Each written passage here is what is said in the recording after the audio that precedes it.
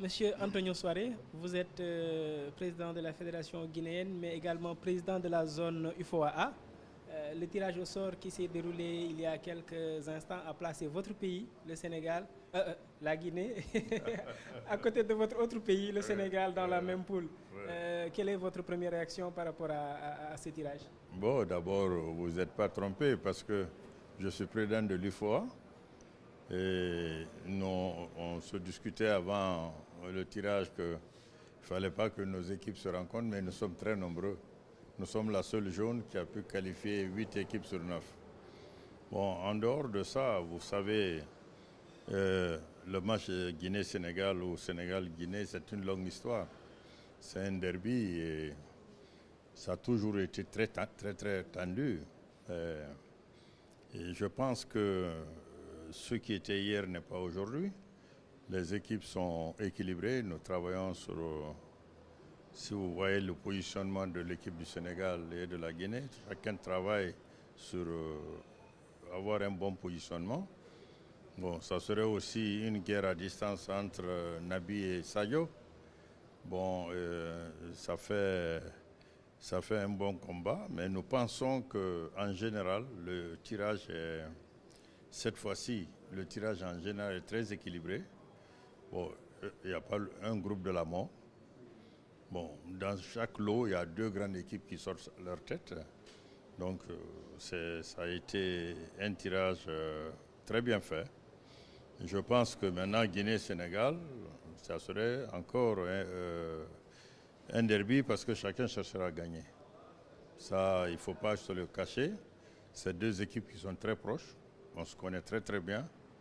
On a l'habitude de se rencontrer. Les joueurs se connaissent. Donc ça serait du 50-50.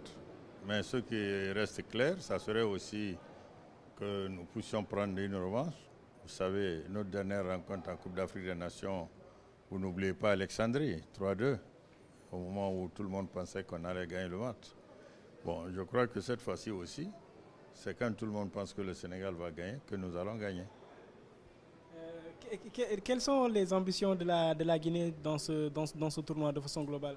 Bon, l'ambition de la Guinée, d'abord déjà, on a montré au champ ce que nous voulons. Vous savez, vous n'arrivez pas à ce niveau et que vous venez pour faire de la figuration, ou bien que vous venez pour dire je vais aller jusqu'à ce point. Non. L'appétit vient en mangeant. Cette coupe-là, la Guinée a l'habitude de prendre des coupes. La Guinée a pris des coupes africaines. Donc, pourquoi la Guinée ne prendra pas cette coupe? Parce que les équipes qui sont là, quand vous voyez les 24 équipes, c'est des équipes équilibrées. Il n'y a plus de petites équipes. C'est ce que je disais tout à l'heure quand on m'a interviewé au Congrès, au Palais des Congrès. Je dis, nous ne sous-estimons rien et nous ne surestimons rien.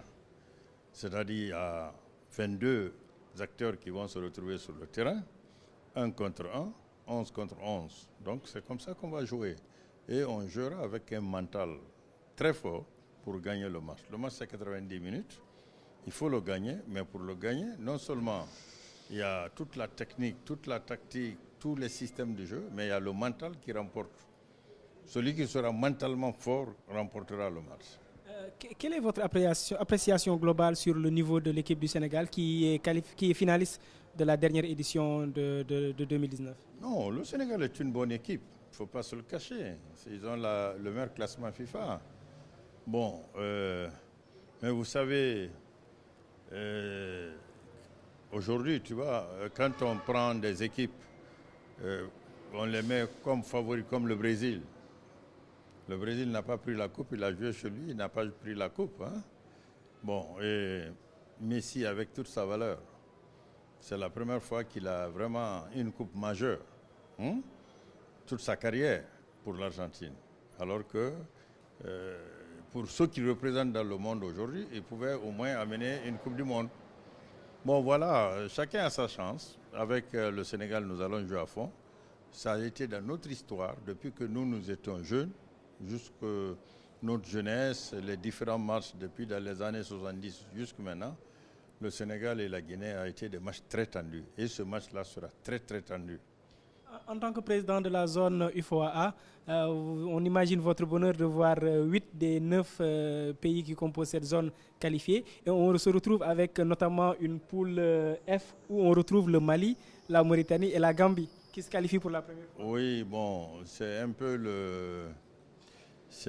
ce qui est gênant parce que presque les 3 équipes, obligatoirement, 1 ou 2 seront éliminées. Obligatoirement. Bon, donc on avait souhaité que pour ce que l'IFOA représente aujourd'hui, qu'on se retrouvait tous au second tour. Donc si on se retrouvait tous au second tour et chacun jouait encore sa part, sa chance. Bon, mais d'abord déjà, il faut féliciter l'IFOA parce que nous sommes les plus nombreux, nous sommes 8 sur 24, donc nous représentons le 1/3 des équipes. C'est-à-dire les 5 autres jaunes constituent 18 équipes. Et nous seuls, notre seule équipe, constitue combien d'équipes? 8 équipes. Donc voilà. Les autres constituent 16, nous considérons 8 équipes sur 9. Donc voilà que notre jaune est la plus joueuse.